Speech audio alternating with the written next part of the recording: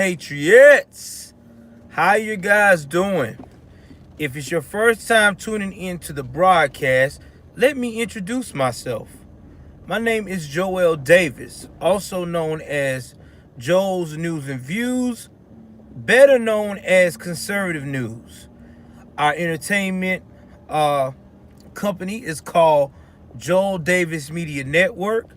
All you gotta do is hit that like button, hit that subscribe button, that notification bell all the way up top. Please like and share. Please like and share.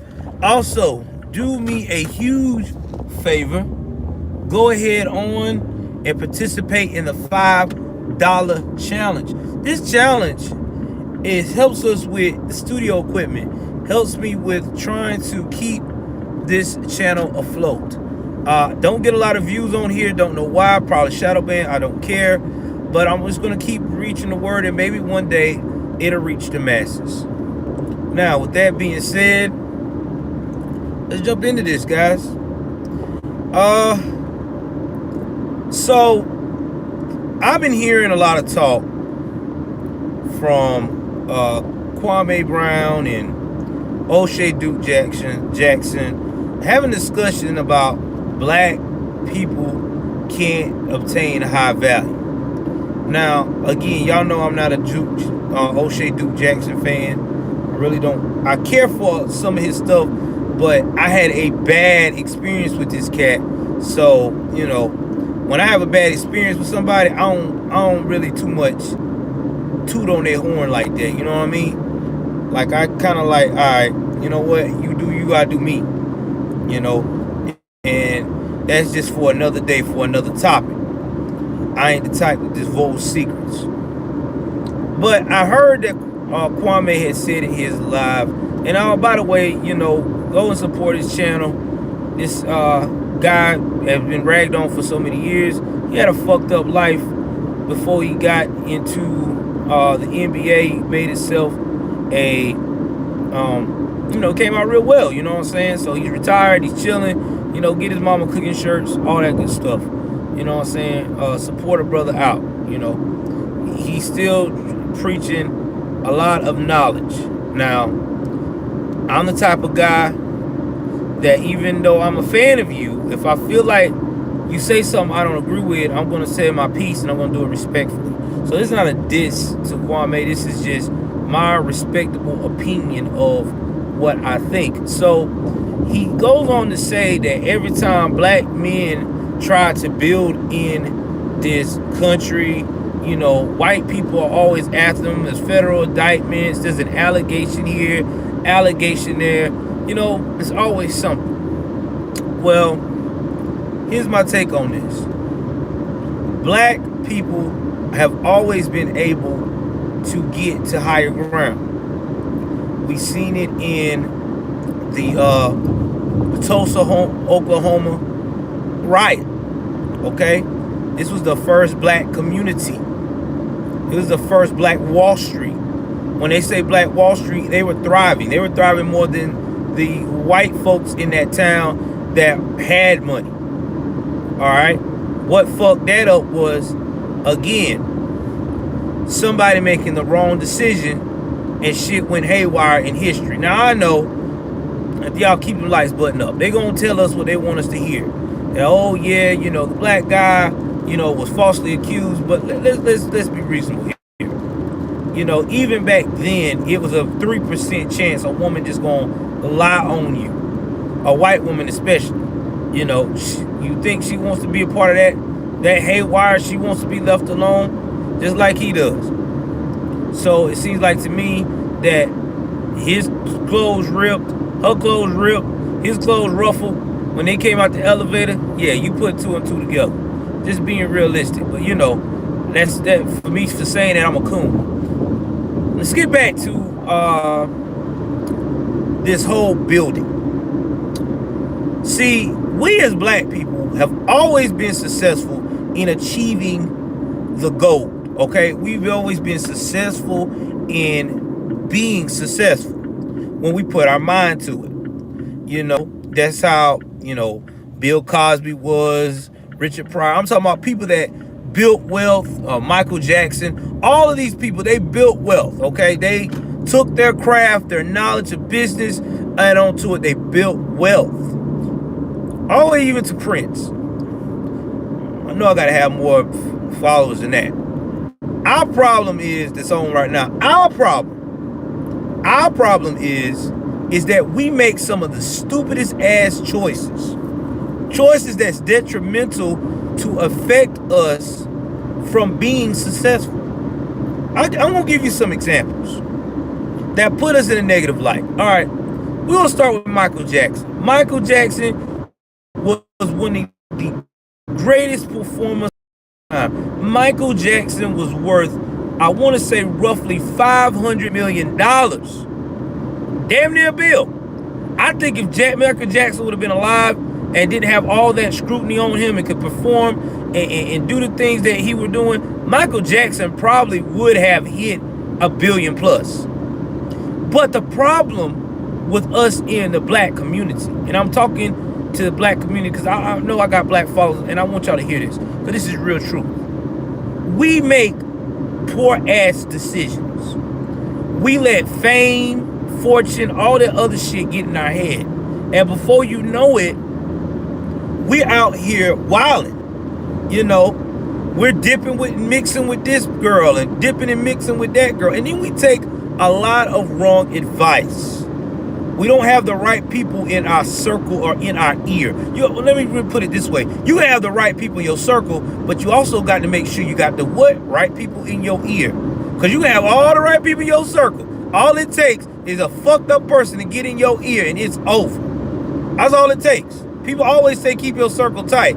Yeah, you got to keep your circle tight, but you also got to watch your ears. You got to make sure your ears is intaking the right information.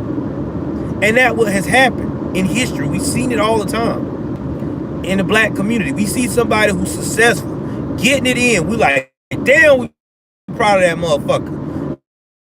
And the next thing you know, they go out here, they make these raw, stupid ass decisions, and now here they are on another episode of What I Could Have Been.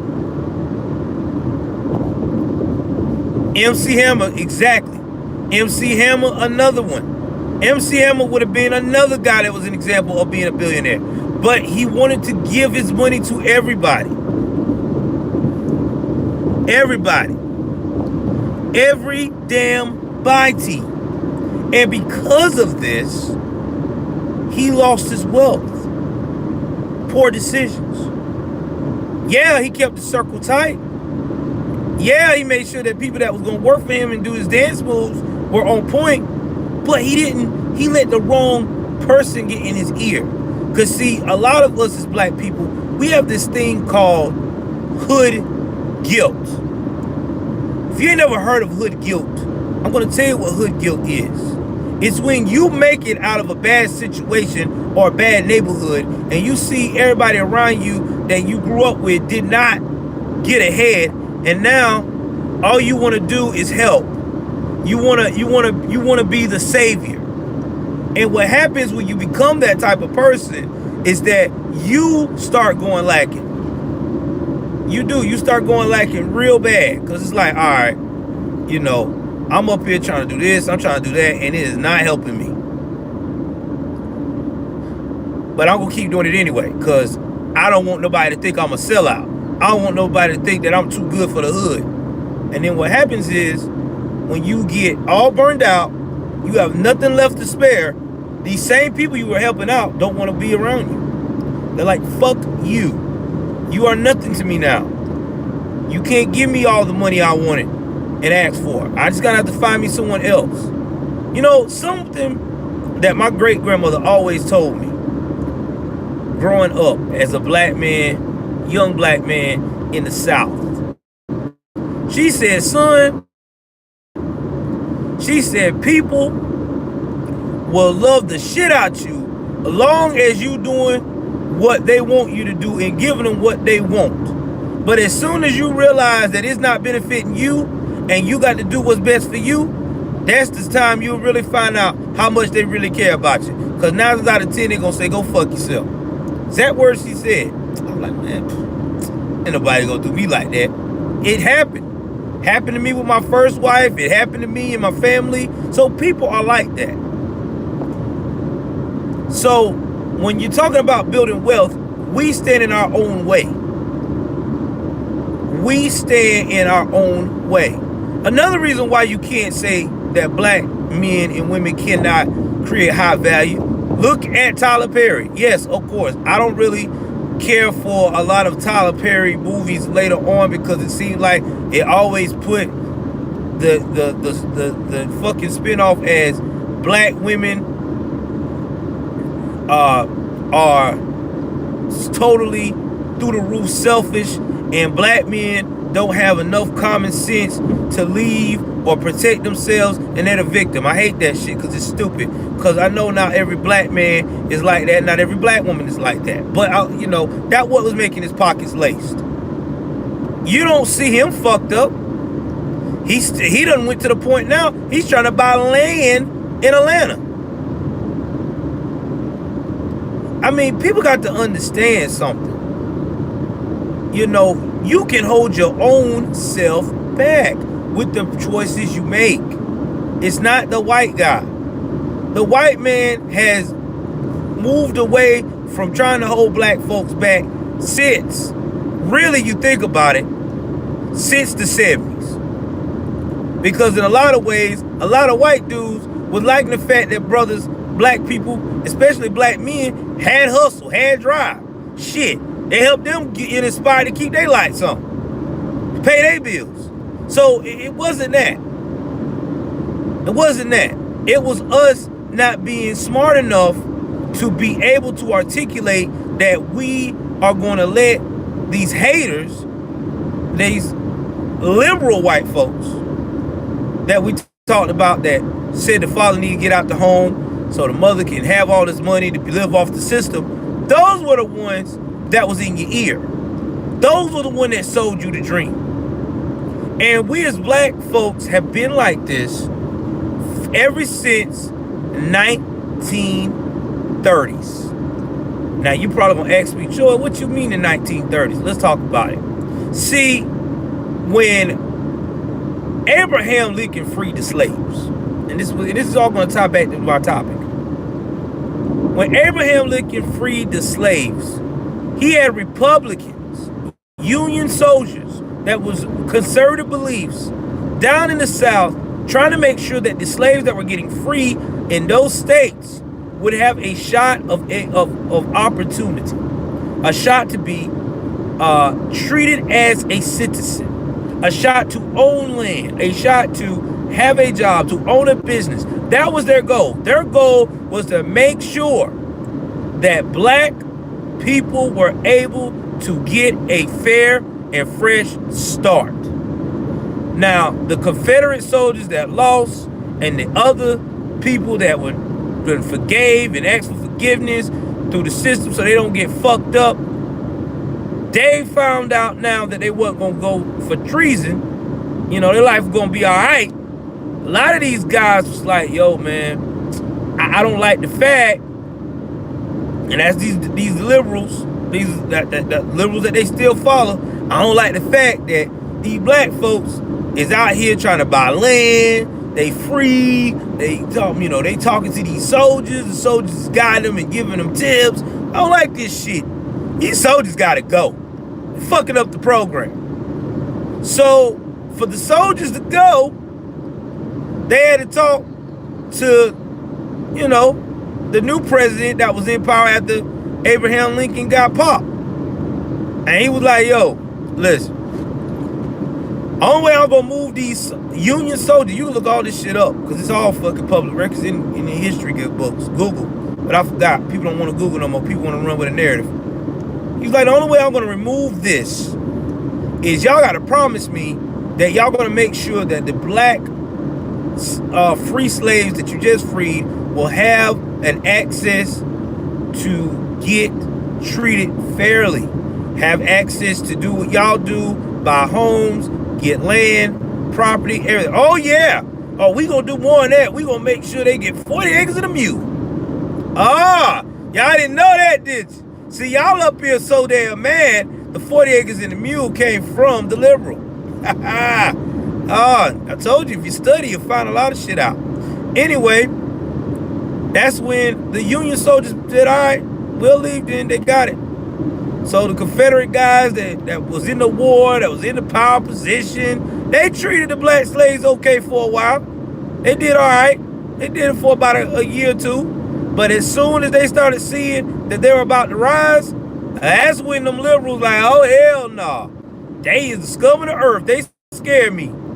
They are trying to hurt our children. And that's what happened. It's all public record. So with that going on, fast forward to the 1930s, y'all know what happened. The Great Depression hit. You know, the stock market fell, which I hope and pray we never have a depression, ever. That was what I was told by my great-grandma and my great-aunt. That was a horrible time in the U.S. I think my great-aunt, when that went down, she was just turned 16. So you imagine that you're a teenage 16-year-old girl, you know, you're going to school, you're learning, and you know, you're trying to figure out whether you're going to pursue learning anymore or help out on the farm and stuff. And then all of a sudden you hear that the stock market crashed. Yeah. It does, bro. So we're in a depression. Now, all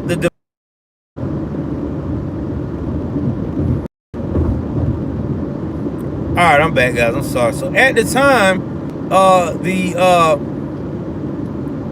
the Republicans and the Democrats were having a, you know, like they usually do, a little tissel tassel, because Franklin D. Roosevelt was already in when it first hit, and then it was time for re-election. It's still going on, and you know, they had the Republicans didn't want to get any aid.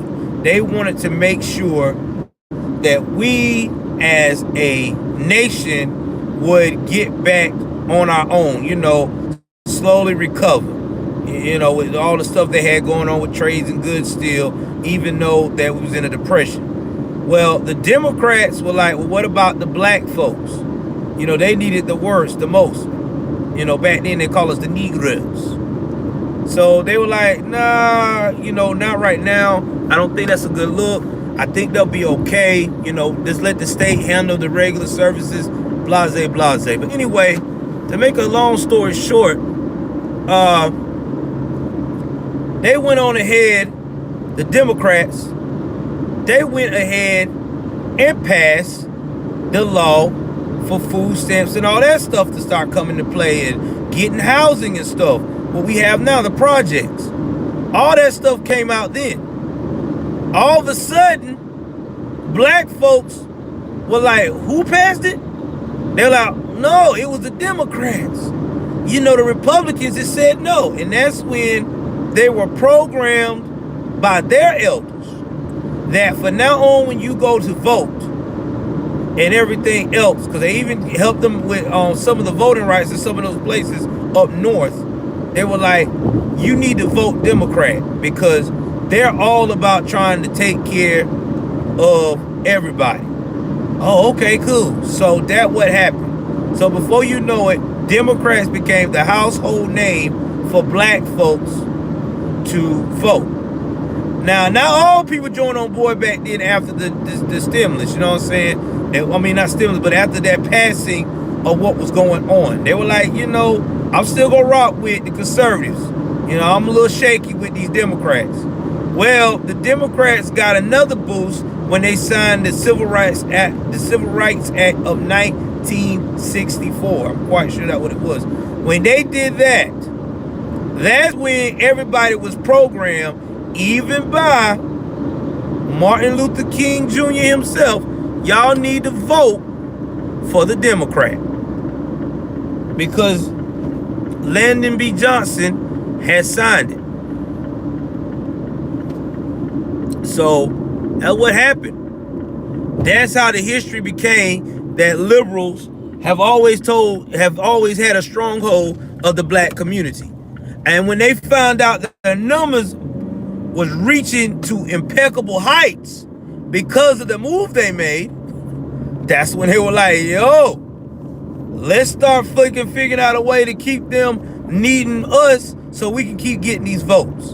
And fast forward now, that's why we got all these problems with people not able to get a job, unemployment's through the roof, unwed mothers, black men killing each other, black women killing each other, women killing men, men killing black women. That's why it's all fucked up. So in the end of the day, we could always say, yeah, the white liberal man is holding us down.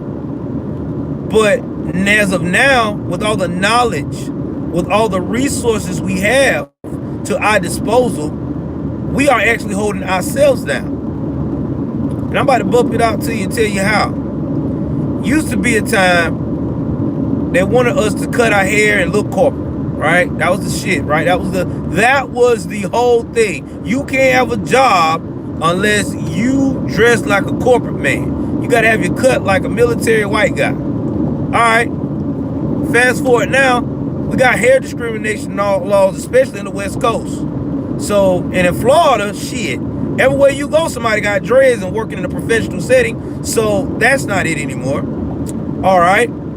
Then we was taught that, you know, you can't, you know, you got to speak proper English, and you do. I mean, that's still what it is. I mean, it's the English language. A lot of us don't want to do that. Nah, man, I'm hood, dog. I ain't doing that shit. Hell no, they fugazi. All right.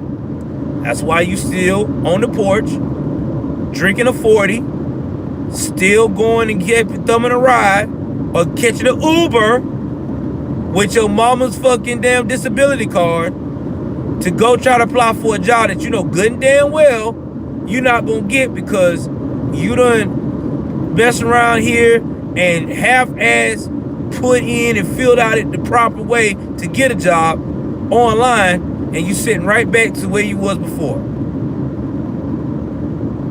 We also get in our own way because of the trends we set. We always think that people in these music videos, these people, these rappers, that's why I say I bring real rap back. We think that every rapper has painted this picture, these boys, because they want to be so real, that every rapper goes and shoot in the crowd or shoot up somebody and they pay off and go off in the sunset. Well, it don't work like that anymore. You don't believe me? Look at that one rapper named Pooh Shiesty. Lost 40 grand. And I understand, 40 grand is a lot of money. I'll be upset. Instead of talking to the promoter, they come into an agreement to try to reap his money that he lost, or somewhat try to make some kind of provisions to make it up to him so that way they won't leave a bad taste in his mouth. No, he didn't talk. He go out here and shoot up in the club. Could have killed somebody. But since he already had felonies, now he's looking at a cool 20 years in prison possible. But that's what it is. People have been, our community have been programmed that you're not real. You're not a real rapper. You're not a real fucking badass unless you live a criminal lifestyle while trying to promote your talent, whether it's in the entertainment industry, whether it's in freaking corporate sales or whatever. That's what I'm trying to preach to everybody. Like, we hold our own selves back. Because we always, again, it goes back to the choice. We have the opportunity. We seize the opportunity, but we just can't keep it together. We always let outside forces fuck us up. Every time. Just like, if it's not that, it's women. If it's not that, it's baby mama drama. You know, it's just stupid shit. It's shit that makes no sense. But we never tell our own that. Because we're scared to do that, because if we tell our own that in the community, then we're known as a coon, a sellout. I hate black folks. I don't really want to be black. I want to get a bleached skin package like some of these fools out here. And it's not that. It's just that accountability. That's another thing that holds us back. We don't want to be accountable for the shit that we do. We want to blame everybody else. You know, we talk about the 94 crime bill that Joe Biden passed. And yes, it was a fucked up crime bill. But then again, let's think about it. If our family members would have made the right choices and would have grasped on some of those opportunities, there was even good opportunities in the 90s. You don't believe me? There's some successful people that were getting it in the 90s and making records, making history. Clarence C. Thomas, what's that lady name? Condoleezza Rice, the general, damn, Colin Powell, all of them, they were getting it in. These conservatives now, they were getting it in. But remember now, you told me that even in the 90s was worse, when really we had opportunity then. But no, we chose a life of crime because we didn't want to go and seek information. We didn't want to push the envelope. And we pushed it all right. That's why a lot of our family members ended up in prison back then. It wasn't all just Joey's fault. Don't get me wrong, we joke about Joey being racist and all. That ain't no lie. He's a pretty racial guy. But he's not the cause of the fuck ups that we have experienced and seen in our families. And I have to spit it to y'all on some real shit, because this shit's been really burning in my mind. In fact, if you look at history, a lot of white folks tried to help black people get to the next level. But see, we would go on that woke shit.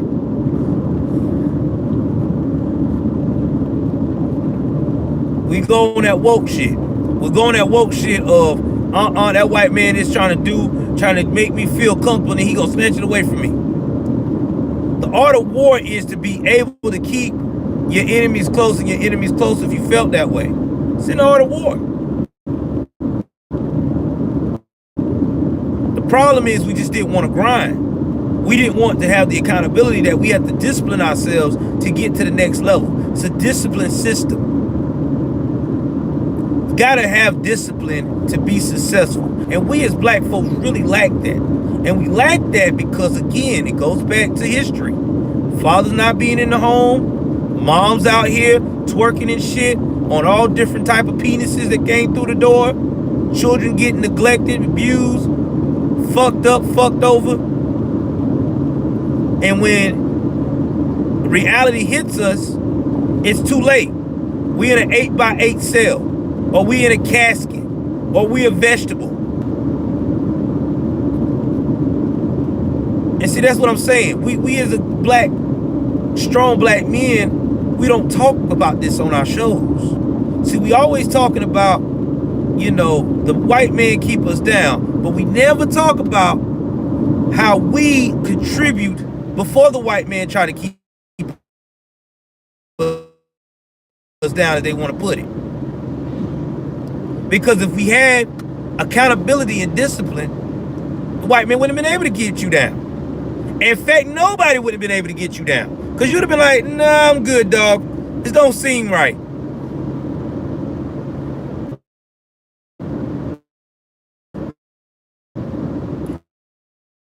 See, the difference between our culture,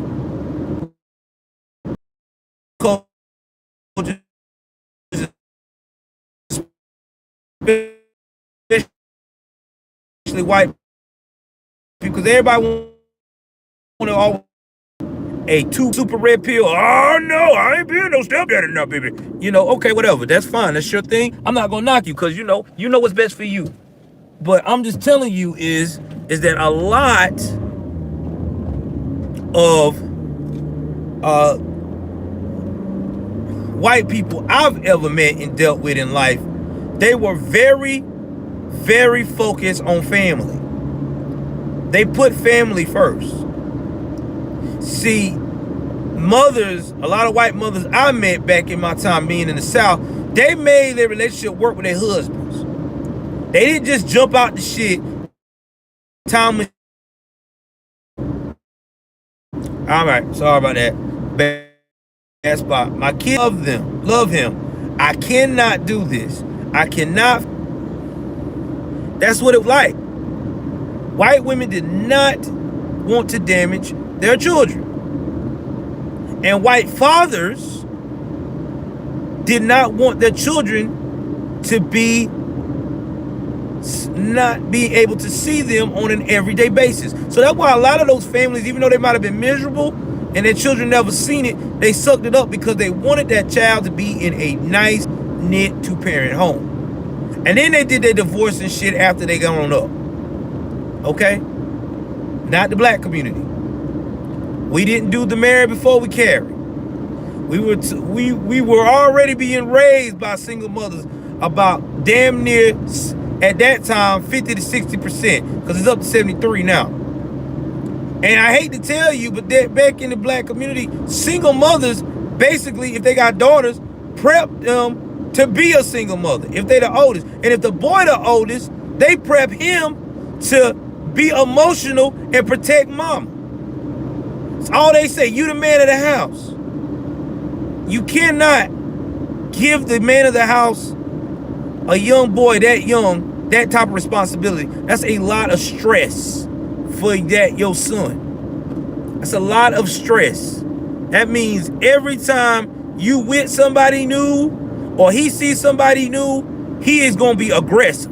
Because you put in his head and he the man of the house. He ain't paid no bill yet, no nothing.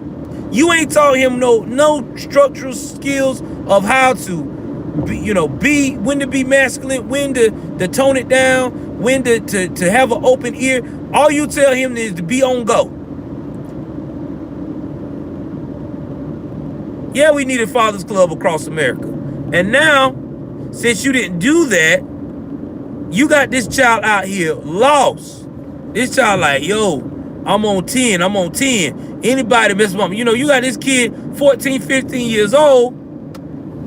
You may have a good man in your life. Somebody that really is trying to teach him how to be a father figure. Okay, how to be a father figure to him. Trying to teach him how to be a man. But you done put that female energy on him so long that he's like, I ain't gonna listen to him. If he say one more thing to me, I'm gonna punch him. I'm gonna punch him. And next thing you know, you got your 14-year-old fighting a grown-ass man. I've seen it, dog. I even went through this myself. And now, the child is fucked up. Because he done fought this grown-ass man. This grown-ass man done put him in his place real quick in a hurry. And boom. Now he crying like a little bitch because he done found out that mama told him a lie. Mama told him he the man of the house, but in reality, he not the man of the house. You the man of the house. Because you there paying the bills. Now, she done realize she done fucked up, but it's too late. Because 9 out of 10, when men go through stuff like that, when they got men today, they got to put their hands on your children to protect themselves so they don't get hurt. They out of there. They're not trying to stay. They're like, I'm out. I'm good. You know what I'm saying, shorty? It was fun while it lasted. But this is why we're not successful. This is why we can't keep high ground. It's not the white man, people. I understand, black community, that you want to run with that narrative, but I promise you, white folks are not worrying about you. Why would they worry about you when they already achieving what they need to achieve and continue to achieve every day? Why is the Asian community will worry about you when they're achieving what they need to achieve every day? Why is the Indian community worried about you, black community, when they're achieving what they're achieving every day? Why would Hector, the Spanish man who got all these Mexican restaurants and getting it in, making money, worry about you? Uh-oh, I done struck a nerve. The Jewish guy ain't worried about you either. He at the bank, making 7 figures a year. You are in your own way. I'm going to say it again. We are in our own way.